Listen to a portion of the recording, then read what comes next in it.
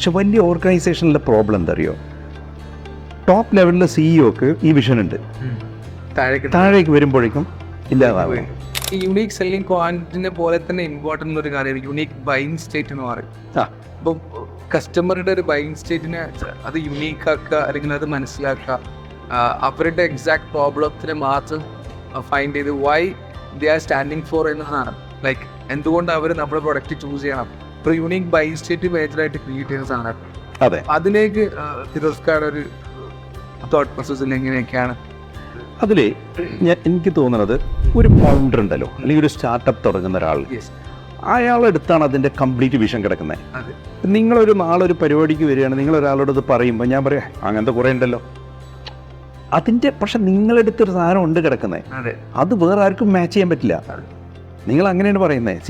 ഞാൻ നിങ്ങൾക്ക് ഒരു ബിരിയാണി ഉണ്ടാക്കി തരും, പക്ഷെ എൻ്റെ ബിരിയാണി എനിക്ക് മാത്രമേ ചെയ്യാൻ പറ്റുള്ളൂ. അത് നിങ്ങളുടെ ഒരു കോൺഫിഡൻസാണ്. പക്ഷെ വലിയ ഓർഗനൈസേഷനിലെ പ്രോബ്ലം എന്താ അറിയോ, ടോപ്പ് ലെവലിലെ സിഇഒക്ക് ഈ വിഷൻ ഉണ്ട്, താഴേക്ക് വരുമ്പോഴേക്കും ഇല്ലാതാവും.